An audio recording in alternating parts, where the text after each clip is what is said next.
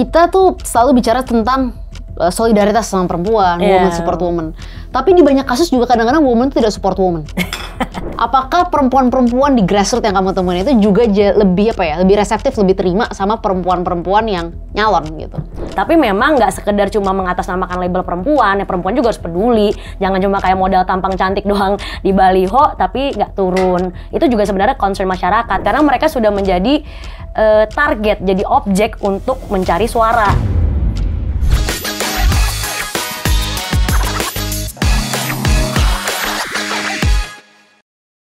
Halo, selamat datang di segmen gue yang masih sangat fresh ini, yaitu Party, Paradigma Tanya-Tanya bareng gue sama Ramani. Dan hari ini kita bakal party lagi nih, karena party itu penting gitu.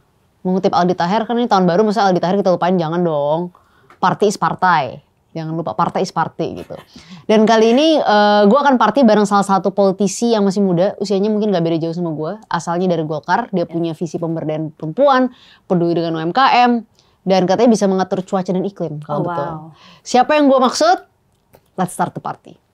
Halo, panggilnya Farah apa Safira? Farah. Farah, oke, selamat datang nih Farah. Gimana kabar? Baik. Tepuk tangan. Thank you so much for... Ini selamat datang di koalisi gue nih. Ini ada wajah-wajah pimpinan koalisi Paradigma. Aduh, ini pemangku kebijakan semua ya? Pemangku kebijakan di negara Paradigma, di ruangan ini aja gitu. Iya, apalagi 2024 makin panas ya. Benar kan? Gitu. Jadi gimana sebagai politisi Golkar udah makin rajin joget? Aku berusaha untuk tidak menggunakan gimmick gemoy, tapi kita yang penting turun ke masyarakat aja. Oh gitu. Gimana dapil gimana? Cerita dulu dong dapilnya di mana? Oh, siapa tahu ada pemilih yang nonton. Aku di Kecamatan Tebet, Pancoran, Mampang Perapatan, Pasar Minggu dan juga Jagakarsa, Dapil 8 DKI Jakarta. Oke, nomor urut? 4. Nomor urut 4 gitu. Terus selama pengalaman di dapil mulai ngerasa wah I can do this atau tantangannya berat nih? Kalau tantangannya berat-berat aja sih Kak. Maksudnya kayaknya hidup emang berat aja kayaknya. Cuma memang as the time goes by ya kita harus tahu strength point kita di mana, kekurangan kita di mana dan improve aja sih terus. Gitu. Nyalek dari Golkar? Yes. Kenapa waktu itu memutuskan masuk ke Golkar? Kapan waktu masuk Golkar? Masuk Golkar secara resmi 2019.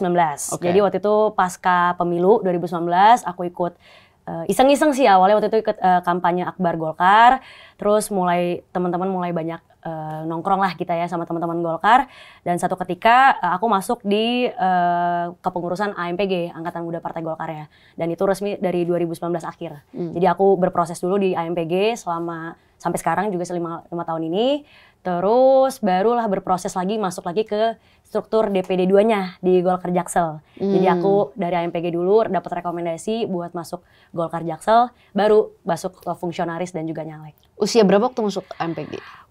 2019 aku 96, berarti berapa? 23 ya? Oh, oke. Ya, jadi sekarang 27 lah, 27 28, jadi masih muda lah. Jadi udah berproses, udah ikut kaderisasinya Golkar. Terus apa yang membuat kamu memutuskan akhirnya nyalek? Karena kan berpartai sama nyalek kan dua hal yang beda tuh. Benar. Kalau nyaleknya itu, kalau di Golkar ya, kita sebenarnya proses untuk menjadi fungsionaris dan akhirnya nyalek itu kan melewati sebuah proses ya. Itu tuh udah penyaringan sejak 2021. Dan waktu itu memang karena aku udah jadi salah satu wakil ketua di Golkar Jaksel, akhirnya punya kesempatan lah untuk memilih gitu apakah mau maju atau tidak. Dan pada saat itu juga aku banyak harus turun ke lapangan lah karena kita banyak gerak ke masyarakat. Kebetulan wakil ketua yang aku pegang waktu itu memang di bidang pengembangan dan pengabdian masyarakat.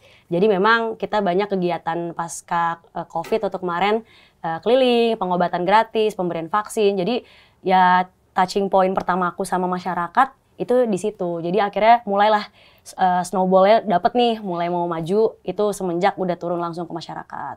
Gitu sih Kak. Kita tuh selalu bicara tentang solidaritas sama perempuan, woman support woman.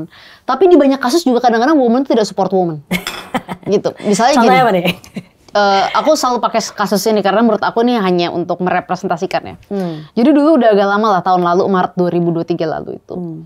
Pernah ada satu kasus seorang perempuan lagi PMS, gitu. Ya kan biasanya kita tahu kalau perempuan lagi PMS itu ada menstrual cramps gitu, kram dan lain sakit lah gitu kan. Terus dia naik KRL dan dia berbaring di KRL itu. Terus ada satu perempuan yang ngevideoin perempuan itu. Terus ngomong gini, ini gimana sih nih asal-asalan aja tidur-tiduran semua segala macam. Akhirnya perempuan yang tidur itu ditegur sama petugas KRL-nya. Ya kita maksudnya bisa debat lah itu bener apa enggak, mungkin nggak boleh tiduran karena ngambil space orang. Tapi bahwa yang ngevideo itu adalah perempuan, terus ngeledek, ngetawain dan bercandain, padahal si perempuan tersebut juga harusnya tahu rasanya nggak enaknya PMS. Itu kan nunjukin bahwa woman support woman ini jadi kayak semacam jadi apa ya? Jadi semacam sebuah konsep yang perlu kita uji. Apa bener sih perempuan tuh juga support sesama perempuan gitu? Benar.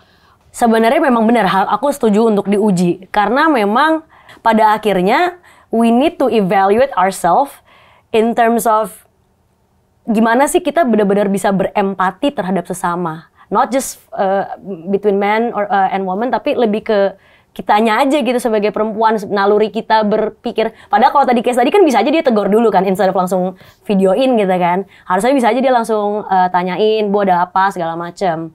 Nah mungkin pemikiran kayak gitulah yang harus mungkin society yang bisa mendorong gitu. Karena kita kan sekarang punya kekuatan netizen yang luar biasa, mindset yang kayak gitulah yang bisa ditekankan supaya ya itu pikir lagi baik-baik, tapi dalam lebih conscious sih menurut aku. Dalam bertindak itu lebih diresapi pelan-pelan gitu. Iya, ya itu menarik sih, emang itu nggak apa. Tidak semua orang. Susah karena itu persoalannya struktural gitu, iya, stigma. betul, Tapi bagus lah kalau udah makin baik dari kita yang sadar kan tentang situasi itu. Ya kan kita healing dari generational trauma nih kan. Benar. Terus sering dicurhatin ibu-ibu nggak kalau bisa di lapangan? Banyak sih, banyak. Tapi ya kita sebagai politisi dan juga insya Allah juga jadi pemimpin ya, kita harus bisa melihatnya itu, kita berempati, tapi kita jangan terbawa oleh emosi juga gitu. Karena nanti ketika terlalu bawa emosi kan kita nggak bisa berpikir secara logis gitu. Dalam artian bener nggak nih menyelesaikan masalah atau kita malah jadi marah akan keadaan itu doang. Tadi kan kita udah bicara banyak soal masalah woman support woman dan lain, itu kan masalah lebih kepada konsep, struktur segala macam. Tapi apa sih yang lo pengen tawarkan untuk pemberdayaan perempuan Indonesia? Karena gini, gue tuh termasuk orang yang percaya yang namanya kesetaraan itu, sorry ya, gue tuh males banget denger hal-hal yang sifatnya tuh kayak apa ya, permukaan gitu. Iya. Misalnya bicara hal-hal yang sebenarnya nggak nyentuh sama kehidupan perempuan sehari-hari. Masalah diksi lah, kata ini nggak tepat dipakai.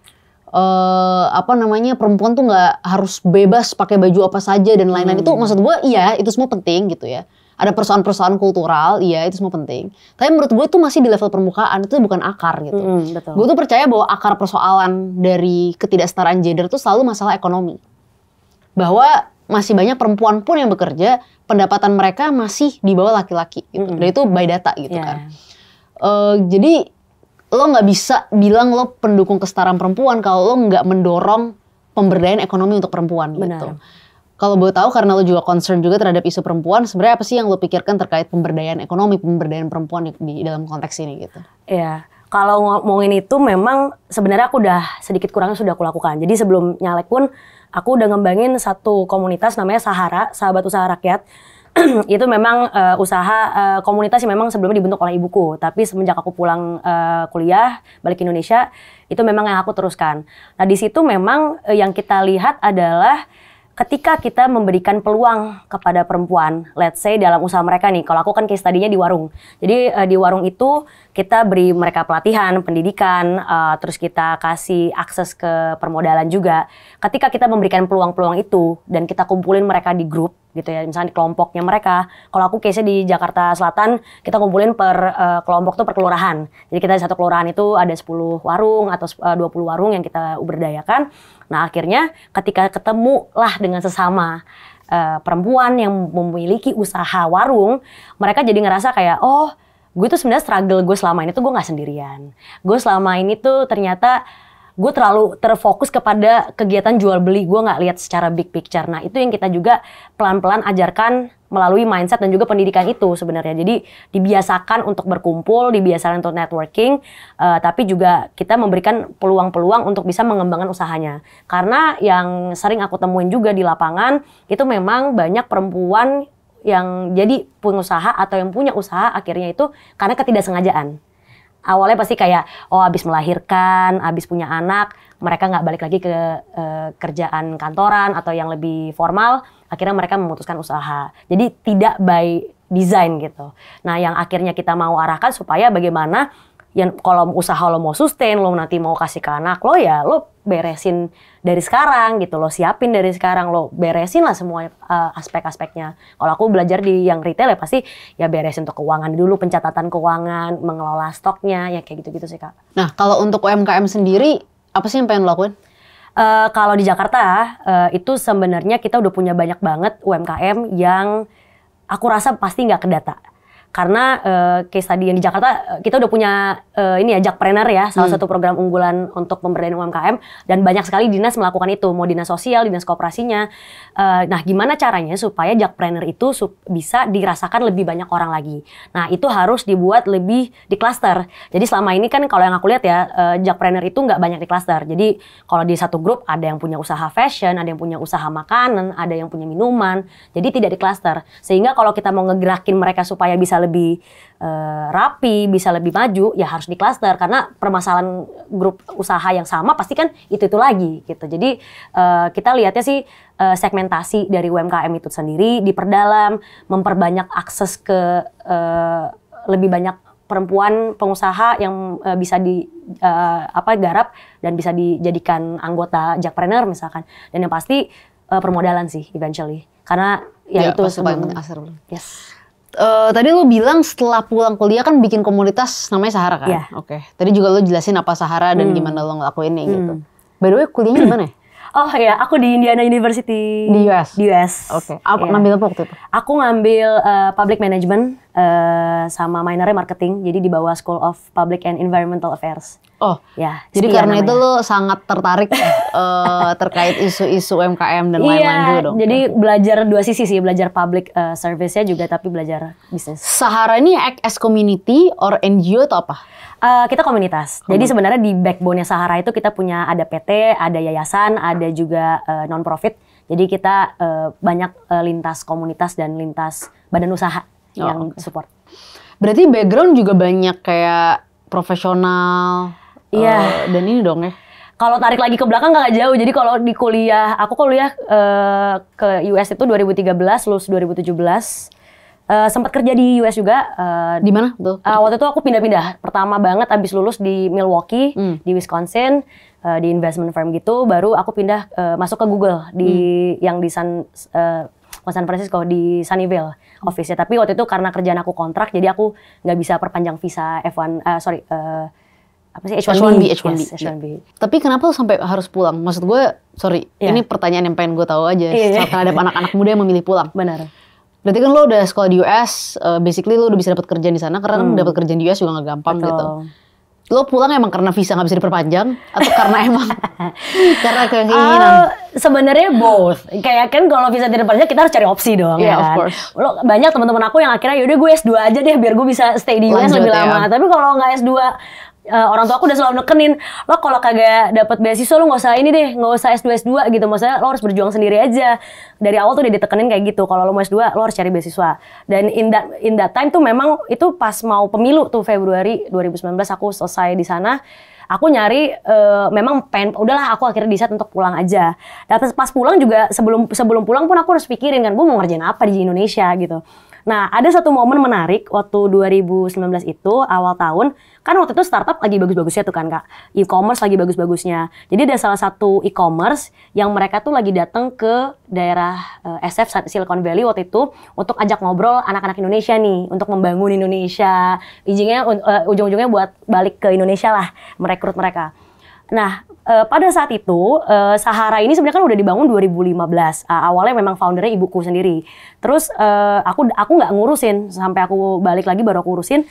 Nah, pas aku lihat ternyata ujung-ujungnya e-commerce itu pengen mengarah ke si retail warung-warung ini. Dan in that time tuh ibuku udah ngerjain. Sahara itu udah dikerjain. Aku pikir ya kenapa nggak aku terusin hal yang sama. Toh juga kerja sama orang sama sendiri juga ujung-ujungnya ngerjain hal yang sama gitu. Dan akhirnya juga fast forward ke akhir 2019, diketemukanlah di satu event Sahara sama si e-commerce yang pernah ngajak aku untuk pulang itu. Oh, gitu. Jadi kayak turning point lah, kok ujung-ujung ketemu lagi. Ternyata kita we're not that bad gitu loh. Maksudnya kita untuk menyaingi di arah warung itu nggak separah itu. Ya gitulah circling. Tapi kenapa terjun ke politik? Kenapa nggak fokus aja ke entrepreneurship? Sebenarnya kebawa arus kayaknya. Kalau dibilang niatnya, memang niatnya dari awal mau profesional aja ya kan. Ngapain mau cari duit mah, enakan di usaha. Bisnis. Cuma memang yang aku lihat itu masih kurangnya empati terhadap kemasyarakatan sih. Di struktur politik kita, di struktur pemerintahan kita, yang khususnya yang memang politisi gitu, yang memang di vote sama masyarakat, sama warga gitu. Yang itu yang aku lihat, kalau nggak sekarang kapan lagi gitu. Kayak Kak Samara juga kan masuk 2019 kan, you were so young back then, right? Jadi maksudnya sama aja melihat itu ada ruang yang bisa kita isi, tapi aku udah nggak mau ujuk-ujuk politisi muda gitu-gitu ya. Emang kita sebagai anak muda ya kita lihat sesuatu yang bisa diperbaiki, kita punya kapasitas dan punya kemampuan untuk melihat situasi permasalahan itu, ya kalau masuk ke sistem ya sama aja gitu, ngedumel doang di luar. Tapi kenapa Golkar? Aduh, kalau Golkar itu long story sih, tapi if I can be very honest, I was born into a Golkar family. Oh. Jadi, tapi tidak dipaksakan dan tidak terlibat secara langsung dari kecil, tidak. Ya jadi familiarity dengan Partai Golkar itu memang first timer itu. Jadi kalau bahasanya, kalau anak-anak politik kan pada bilang kalau di black darah kuning. Gitu. Jadi dari awal. Jadi begitu mikir masuk politik ya mikirnya pasti Golkar automatically. Pertama kali ya. Maksudnya I couldn't think of anything else. Tapi bukan karena hanya itu saja. Akses entry point-nya mungkin itu. Tapi as the time goes by, memang akhirnya aku menemukan values dan juga prinsip dan apa ya, hal-hal yang diberlakukan di Golkar yang akhirnya masuk akal gitu. Kita nggak punya satu figur yang prominent.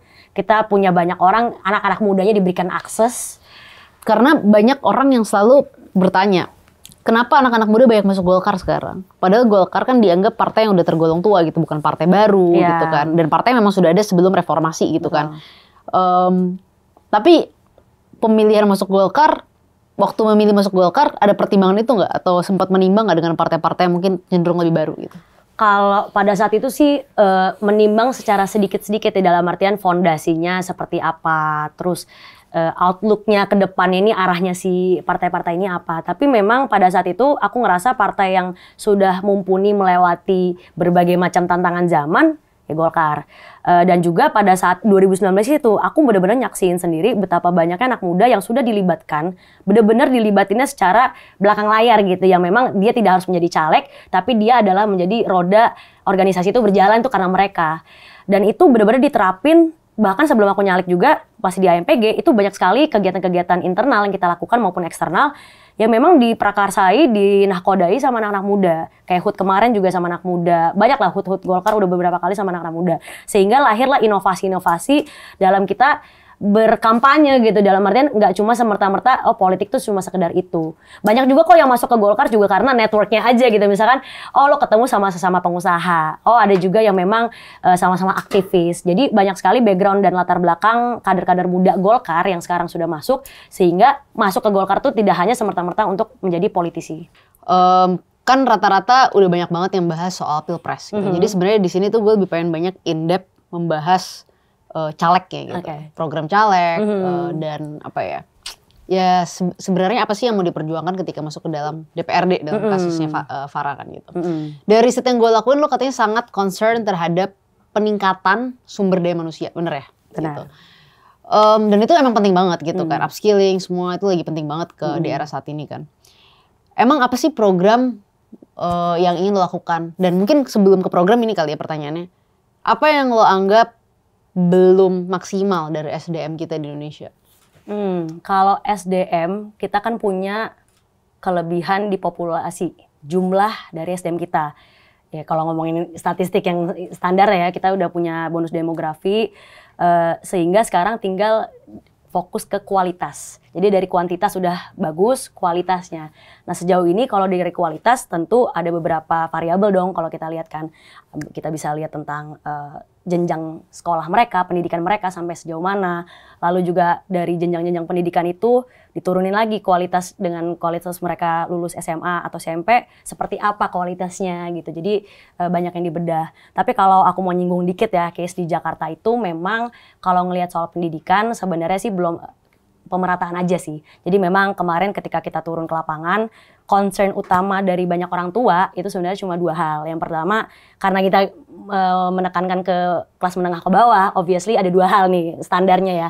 Standar untuk masuk sekolah negeri sama untuk KJP-nya mereka. Jadi itu klasik lah ya, itu klasik issue dari 2019 bahkan sebelumnya, itu memang ke arah situ. Jadi yang aku lihat memang banyak banget yang namanya pemerataan yang belum dapat lah terasa di akar rumput gitu sih Kak. Jadi mungkin yang bisa dilakukan ya tentu memperbaiki sistem yang ada, tapi mungkin kalau nanti aku udah masuk ya pasti di level provinsi ke dinas-dinas pendidikan contohnya. Tapi menurut lo apa yang perlu ditingkatkan sama dinas pendidikan kita? Karena pendidikan di Jakarta berarti kan lo merasa masih ada yang kurang kan? Menurut kamu masih ada yang kurang gitu. Karena ya SDM nggak bisa dipisahin dari masalah pendidikan juga. Benar. Apa yang harus benar dilakuin sama dinas pendidikan kita sih untuk ningkatin itu? Karena kan pasti ya kita kan kalau misalnya di level provinsi susah untuk mengharap semuanya di level nasional kan. Tapi di level provinsi ini lewat dinas gitu, kebijakan kota, kebijakan daerah, apa sih yang bisa kita dorong untuk ningkatin skill anak-anak muda Jakarta? Kalau lihat skills, kita bisa lihatnya 2 hal. Satu dari informal pendidikan, formal dulu, baru informal. Jadi yang selama ini ditekankan oleh pemerintah sebenarnya tuh mostly kan formal. Sekolah formal, SD, SMP, SMA. Terus juga kita harus lihat lagi breakdownnya dari jumlah SD yang ada nih negeri ke jumlah SMP dan SMA tuh bangkunya juga kurang ternyata. Jadi makanya banyak anak-anak juga nggak bisa dapat sekolah yang layak mungkin karena bangkunya juga tidak ada. Jadi mungkin salah satu hal yang bisa kita lakukan pasti menciptakan sekolah. Tapi mungkin sekolah untuk menciptakan sebuah sekolah kan nggak besok langsung jadi gitu kan. Jadi butuh waktu lama. Tentu banyak praktik-praktik yang bisa dilakukan selain sekolah negeri juga memberdayakan sekolah swasta. Jadi common cases-nya di Jakarta itu banyak banget sekolah swasta, baik itu SMA, SMP, ataupun SD, tapi yang swastanya yang mengatur atau menerima KJP sehingga kelasnya untuk siswa menengah ke bawah itu juga banyak yang belum mendapatkan perhatian khusus. Karena mereka ini sebenarnya nanti yang bisa menampung teman-teman atau siswa yang nggak masuk sekolah negeri gitu kan. Jadi dia bisa ditampung ke sekolah swasta yang memang menerima KJP itu. Akhirnya kita melihatnya seperti itu. Bagaimana bisa memberikan beasiswa, terus juga bisa memberikan layanan yang lebih bagus dan diperhatikan juga si sekolah swasta ini. Dan aku lihat kayak misalkan banyak banget yang kayak madrasah, itu juga salah satu yang dilihat SMK swasta, banyak banget deh. Itu sih yang aku lihat sekarang. Aku punya satu pertanyaan deh, soalnya dari pagi itu aku baru ketemu sama salah satu ya anak muda lah. Terus kita diskusi panjang terkait persoalan kesehatan mental gitu. Nah, kalau aku sih percaya untuk kita bisa berinovasi, bisa bekerja, bisa punya kemampuan dan kompetensi, kita harus tenang dan aman dulu secara mental gitu kan. Nah, kesehatan mental itu salah satu isu yang cenderung masih tabu sebenarnya di Indonesia. Mungkin di Jakarta di area-area tertentu udah lebih aware gitu, lebih conscious. Tapi banyak area-area yang masih merasa enggak. Dan anak muda ini bilang sebenarnya cara paling baik untuk mengurangi rasa tabu itu dan menormalisasi bahwa ini adalah isu yang penting adalah dengan memasukkan kesehatan mental ke dalam kurikulum pendidikan kita gitu. Ini cuma mau minta pendapat aja sih. Kayak what do you think gitu? Apa yang pendapat kamu soal ini gitu? It's actually a good move ya. Maksudnya kalau memang bisa diterapkan, tapi disesuaikan juga dengan usianya. Karena kalau untuk usia, we're talking about SD lah ya, SD, SMP, itu juga pasti butuh peran orang tua banget kan. Jadi setidaknya sampai remaja lah aku rasa itu butuh banget sama orang tua. Kecuali nanti kalau sudah menginjak menuju 17 tahun, mungkin dia sudah bisa lebih independen. Nah itu yang harus dilihat, perhatikan banget bahkan dari kecil gitu, dari TK sampai mereka SMA. Bagus banget sih. Dan mungkin bisa diberdayakannya instead of menambahkan resource baru nih di setiap sekolah, kenapa enggak kita menerapkan pendidikan psikolog itu ataupun untuk kesehatan mental, awareness kesehatan mental itu di ranah guru-guru juga gitu. Karena mungkin kan kalau di sekolah guru itu kan orang tuanya murid kan, jadi jelas yang memang melihat langsung. Tapi itu mesti 3 sisi sih, dari muridnya juga dikasih pendidikan, dari gurunya juga, sama dari orang tua. Ada program sendiri nggak untuk kesehatan mental selama ini Sofar? Jujur aku belum, tapi memang karena aku sendiri juga sudah melihat, nggak cuma fenomena ya, kita ngerasain gitu, apalagi pasca pandemi ini sangat banyak bergejolak ya dalam sisi internal kita, jadi banyak hal sebenarnya dari sisi layanan sih Kak yang aku lihat. Tapi yang aku udah perhatiin beberapa RSUD tuh udah punya ini layanan untuk psikolog juga udah punya, psikiater juga udah punya, jadi mungkin lebih bagaimana itu bisa memberikan akses yang sama ke semua orang. Karena kan kalau kos untuk kayak ke psikiater, ke psikolog tuh mahal kan. Iya, betul. Maksudnya kalau ke swasta ataupun ke negeri, jadi kita atau ke pemerintah jadi memang layanan itu sih yang bisa kita terapin. Tapi kalau untuk ke lapangan, ke masyarakat, ya mungkin ya penyuluhan, sosialisasi bisa juga lewat si puskesmas sebenarnya. Iya. Karena itu starting pointnya orang untuk ngecek kesehatan kan biasanya paling deket ke puskesmas. Tuh underrated banget by the way. Asli. Even di Jakarta. Padahal puskesmas tuh punya peran yang penting banget. Posyandu juga kan. Benar. Tapi untuk bidang kesehatan ini, ya pasti lah kalau turun dapil kan banyak banget tuh kita nemuin masalah-masalah terutama lansia dan anak-anak kecil tuh punya berbagai macam masalah kesehatan kan. Even di Jakarta sendiri gitu. Seberapa urgensi masalah kesehatan di Jakarta? Karena aku tuh ngerasa ketika kita bicara masalah kesehatan, bicara stunting, orang-orang itu lebih banyak menganggap Jakarta udah selesai urusan ini. Iya. Tapi not necessarily true. Contoh nih, dulu aku inget banget waktu aku turun ke dapil, aku sering banget ngeliat, dan ini bukan hanya persoalan uang, tapi masalah kesadaran gitu. Ibu-ibu yang memberikan anaknya yang masih kecil gitu dalam usia balita, dalam usia pertumbuhan, mie instan. Gitu. Dan itu kadang-kadang dia lakukan hampir tiap hari, hanya ganti lauk, bakso lah, sosis, yang lagi-lagi adalah proses food gitu kan. Apakah biaya mie instan jauh lebih murah misalnya dibanding tahu, tempe, apalagi nih ibu-ibu penerima KJP yang dapat subsidi kadang-kadang kan. Enggak juga gitu kan. Sebenarnya itu bisa diganti telur, bisa dikasih tahu, diganti bayam gitu. Berarti kan ada juga masalah awareness gitu. Gimana sih Farah kamu ngelihat fenomena ini? Karena itu bahkan terjadi di pusat-pusat kota Jakarta loh. Belakang-belakangnya gedung Tamrin yang indah itu kan kita tahu banyak banget pemukiman padat penduduk gitu. Setiabudi situ ya Tarkun.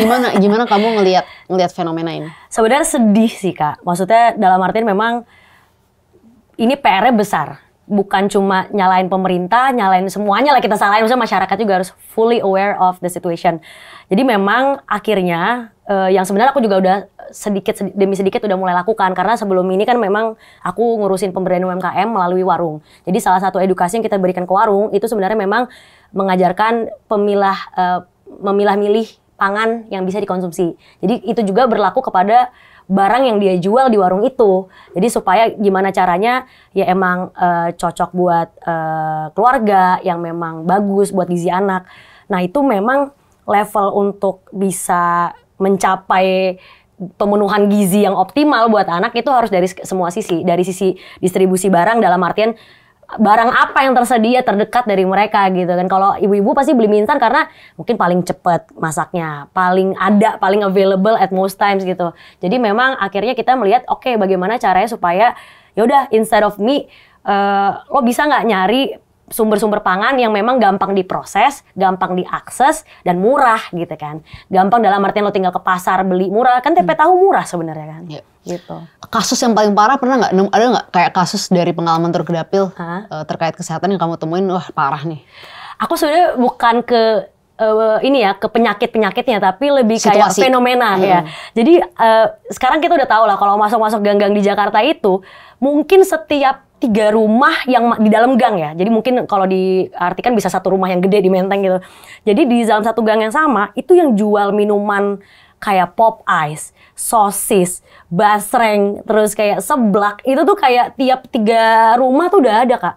Itu tuh benar-benar kayak sebuah fenomena yang aku nggak tahu. Mungkin niatnya bagus ya, mereka mau kasih jajan-jajanan buat anak-anak. Tapi ternyata banyak banget ibu-ibu rumah tangga yang sekarang jualan itu. Yang mereka nggak mau repot, jual aja minuman saset yang gampang gitu diseduh, gampang dibikin. Udah ada tuh tiap 3 rumah. Pas aku lihat gitu, wah ini nggak beres nih. Maksudnya mau sampai kapan mereka harus makan proses food gitu kan. Yang kita juga nggak tahu sumber sosisnya dari mana. Apakah mereka harus cari yang lebih murah dan lain-lainnya. Pokoknya banyak banget. Nah itu yang mungkin root akar yang memang aku lihat temuin di lapangan yang seperti itu sih Kak. Jadi gimana caranya supaya kalau memang mau switching kan, kita kan mau gantiin behavior orang ya kan, nggak mungkin tinggal besok bisa ganti. Gimana caranya supaya ibu-ibu itu kita bisa modalin tapi kita ajarin, Bu gimana kalau misalkan ibu jualan yang lain aja deh, misalkan jual telur goreng kayak telur ceplok, ya mending telur gitu kan, kayak hal-hal seperti itu. That's a thought. Iya nggak, itu menarik sih karena emang ya nggak semudah itu juga even di kota-kota seperti Jakarta yang orang anggap udah lebih well educated gitu. Dan masalahnya kan kalau turun ke dapil pasti lebih ketemu masyarakat yang lebih sering grassroots kan. Karena rumah-rumah yang middle class itu juga nggak bisa kita ketokin satu-satu gitu. Bener. Diusir kita ngetokin rumah-rumah itu. Apalagi nggak sama RT-nya. Iya gitu. Ada satu hal yang menarik juga tentang Jakarta. Indeks pemberdayaan perempuan gitu, pemberdayaan gender di DKI Jakarta itu salah satu yang paling tinggi. Tinggi banget lah. Kalau nggak salah angkanya 75 poin. Oh wow. Gitu, 75,3 poin. Nah, ada penurunan dari tahun 2021 tapi nggak signifikan gitu. Kalau menurut BPS Jakarta gitu. Nah, karena pemberdayaan dan kesetaraan gitu ya. Aku percaya itu biasanya selalu terjadi di area-area memang yang sudah jauh lebih educated gitu. Nah, biasanya tuh ukurannya tuh dari keterwakilan di parlemen, pengambilan keputusan, distribusi pendapatan dan lain-lain. Gimana sih Farah kamu kayak ngelihat fenomena ini gitu kan? Sebenarnya juga gimana juga lo lihat fenomena perempuan-perempuan yang juga banyak turun menjadi caleg di Jakarta. Karena jujur aja kita harus akuin Jakarta ini caleg perempuannya banyak banget gitu, dan cenderung perform gitu. Banyak daerah-daerah atau dapil-dapil di luar Jakarta atau bahkan di daerah-daerah yang sudah jauh lebih jauh dari Jawa itu sulit untuk perform loh. Perempuan tantangannya lebih berat gitu. Tapi Jakarta ini cenderung kalau kita lihat bahkan di dapil Jakarta Pusat, Jakarta Selatan luar negeri berapa banyak tuh perempuan? Itu level RI ya. Jadi udah punya background ini ya, statistik. Iya gitu. Terus kemudian yang kelihatan aja deh setiap hari baliho ada Ibu Himatul Alia, Christina Aryani, Lula Kamal. Itu yang aku ingat aja gitu kan. Terus kemudian di area Jakarta Timur juga banyak, di Jakarta Utara, Jakarta Barat, Pulau Seribu juga banyak, mantan ketumku tuh Grace Natali gitu. Di situ juga, jadi ada banyak gitu perempuan-perempuan di Jakarta ini gitu. Gimana ngelihat fenomena ini? Apakah ini pertanyaan yang menarik nih?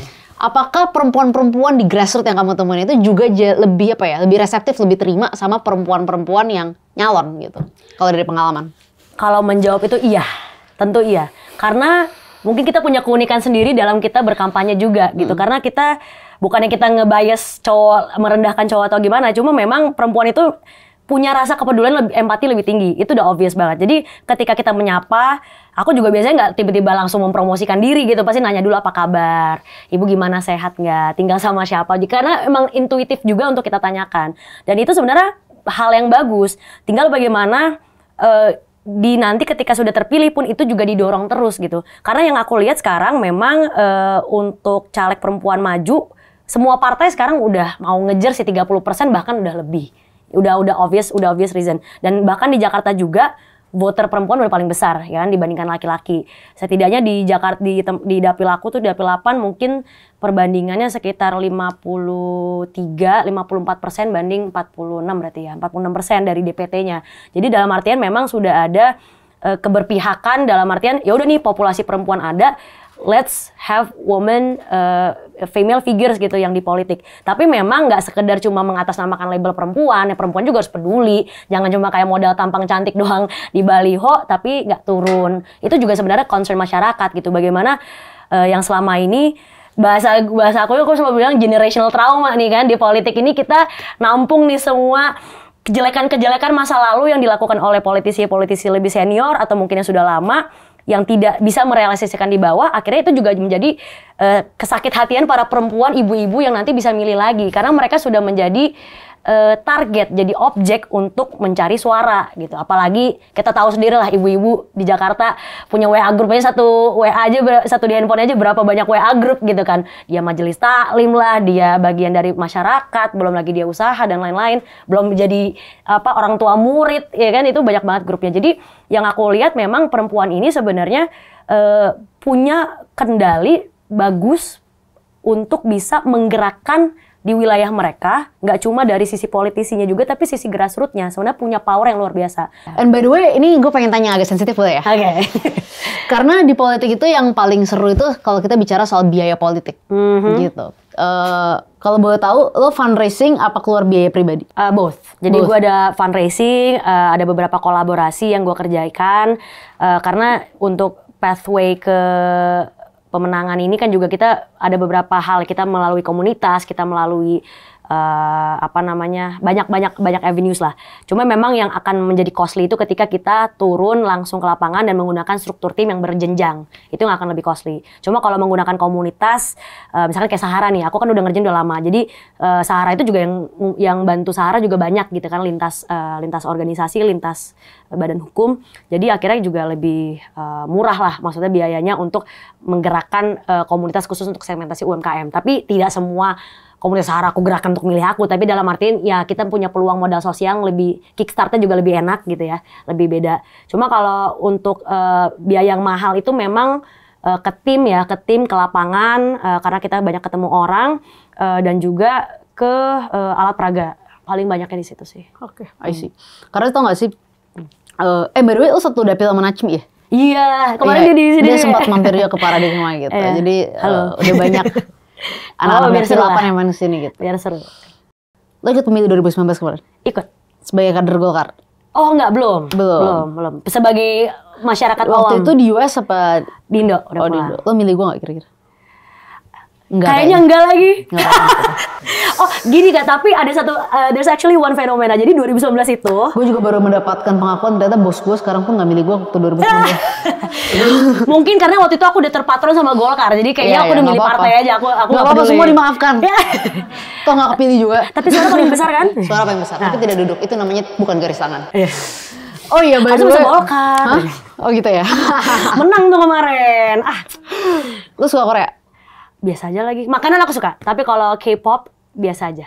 Oh gitu. Tahu Shin Tae-yong, pelatih timnas itu. Kalau Chong Sung Kim, bener nggak Chong Sung Kim? Itu dia gimana sih ceritanya kalau bisa jadi caleg Golkar tuh ceritanya nggak sih? Kalau ceritanya aku nggak tahu, secara detail aku nggak tahu. Tapi beliau itu sudah berkader di bawah salah satu ormasnya Golkar yang mendirikan Golkar, Kosgoro. Oh gitu. Iya, dari kalau nggak salah dari badan hukumnya Kosgoro waktu itu berkarir berkiprah di situ. Cuma aku nggak tahu yang akhirnya lead tuh ke. Tapi nama beneran Chong Sung Kim. Bener. Dari awal memang gitu. Jadi kayak emang looks-nya dan namanya memang dia mau bikin seotentik mungkin gitu. Oke, cool. Anyway, Farah thank you udah datang ke sini. Sama-sama Kak. Good luck di Dapil 8. Thank you. Gitu. Gue seneng banget setiap kali kedatangan politisi-politisi muda ke sini dan caleg-caleg karena menurut gue Pilpres tuh penting. Yes. Dan Pilpres harus dapat sorotan dan milih presiden, pemimpin tertinggi itu penting banget gitu. Tapi menurut gue nggak kalah pentingnya untuk kita memilih calon anggota dewan yang tepat gitu. Dan menurut gue rakyat Indonesia, publik Indonesia berhak tahu siapa aja orang yang mencalonkan diri sebagai wakil rakyat. Karena at the end of the day, yang namanya undang-undang dan kebijakan-kebijakan itu nggak hanya diambil sama presiden, tapi juga diambil sama DPR dan kalau di level daerah sama DPRD dan gubernur ataupun wali kota, bupati gitu. Jadi good luck, semangat terus gitu kan. Kita mendoakan gitu ya, koalisi Paradigma di sini semua mendoakan untuk kesuksesan. Ada yang KTP-nya Kecamatan Tebet, Pancoran, tolong di. Tuh belakang tuh. Bener lagi. Iya, gue sebenarnya dapil. Oh iya lagi. Ini kakak juga lagi. Iya betul. Oh my god, kita sowan nih katanya. Oh gitu ya, gitu. Kita lihat nanti. Ya lumayan lah, suara gue 140.000 loh gimana. Duh bisa lah. Nggak kegarap kan sama yang ini kan, sama flexing yang lain kan? Flexing dikit. Sorry. Gitu. Waktu Najmi kesini gue banggain gitu. Cuma, tapi dia nggak ada sowan-sowan kan? Aku duluan aja nggak apa-apa ya? Bener sih gitu. Najmi, hati-hati lo Najmi. Anyway, semoga dari diskusi tadi semua yang nonton di sini bisa tercerahkan. Pilih caleg, pilih wakil rakyat kalian secara tepat, secara cermat, pelajari visi misinya, programnya, kenali dengan benar karena mereka sama pentingnya dengan kita memberikan suara kepada calon presiden maupun calon wakil presiden. Anyway, gimana pendapat soal diskusi kali ini? Jangan lupa komen-komen, like, share video, subscribe juga channel YouTube Sama Ramani untuk dengerin konten-konten Paradigma. Jangan lupa follow akun Instagram Paradigma di @iniparadigma dan IG gue di Samara DKI, masih pakai DKI kecuali nanti ganti IKN ya kan. Dan IG Farah DKJ @farasafira. Oh, Farasafira. Oh ya DKJ juga boleh gitu. Saksikan terus konten-konten Paradigma lainnya hanya di YouTube Samara Amani dan seperti biasa ini bukan diskusi belaka. Lo baru aja nonton party bareng Samara dan Farasafira karena ini Paradigma.